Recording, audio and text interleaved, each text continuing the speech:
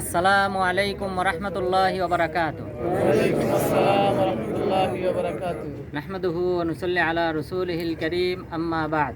সম্মানিত দিনী ভাইরা, আমরা এখন যে স্থানে অবস্থান করতেছি এটাকে বলা হয় মসজিদে দিরউন মানে হলো বর্ম। অর্থাৎ রাসূল সাল্লাল্লাহু আলাইহি ওয়াসাল্লাম উহুদ যুদ্ধে যাওয়ার সময় এখানে রাত্রি যাপন করেছিলেন। এই জায়গায় রাত্রি যাপন করেছিলেন, তিনি তার বর্ম খুলেছিলেন, বিশ্রাম নিয়েছিলেন, এখানেই সৈন্যবাহিনীকে তিনি সাজিয়েছিলেন। তো এই জায়গায় তিনি আসরের সালাত আদায় করেছিলেন, এরপর মাগরিব, এরপর ঈশা, এরপর ফজর।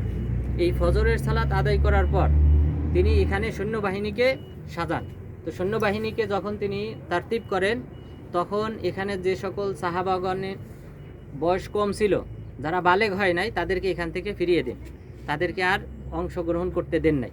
তাদের মধ্যে অন্যতম ছিলেন আব্দুল্লাহ ইবনে ওমর রাদিয়াল্লাহু আনহু, তারপর রাফি ইবনে খাদিজ, সামুরাত ইবনে জুনদুব, এরপর উসামাত ইবনে যায়েদ এবং যায়েদ ইবনে সাবিত। এই সকল সাহাবাগণ তারা বালেগ ছিলেন না, অল্প বয়সী ছিলেন, তাদেরকে ফিরিয়ে দিয়েছিলেন।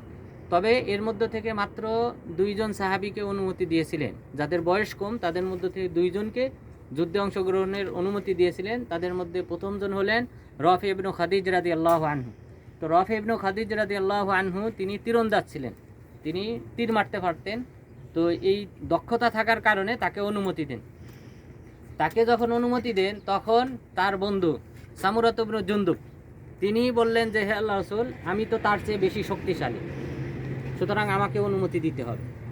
তখন রাসূল সাল্লাল্লাহু আলাইহি ওয়াসাল্লাম বাধ্য হয়ে এই 2 জনকে মল্লযুদ্ধে লিপ্ত হওয়ার নির্দেশ দেন, কুস্তি করার জন্য নির্দেশ দেন। তখন কুস্তি করার পর সামুরাত ইবনে জুনদুব রাদিয়াল্লাহু আনহু তিনি বিজয়ী হন।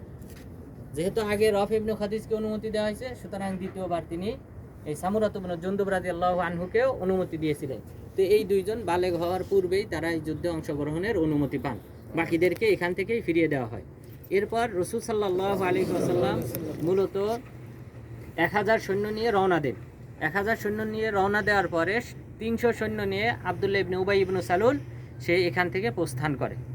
তো এটা হলো সেই জায়গায়, যে জায়গায় রাসূল সাল্লাল্লাহু আলাইহি ওয়াসাল্লাম উহুদ যুদ্ধের সময় আসরের সালাত, মাগরিবের সালাত, ঈশার সালাত এবং ফজরের সালাত আদায় করেছিলেন, এবং এখানে সৈন্যবাহিনীকে তিনি প্রস্তুত করেছিলেন।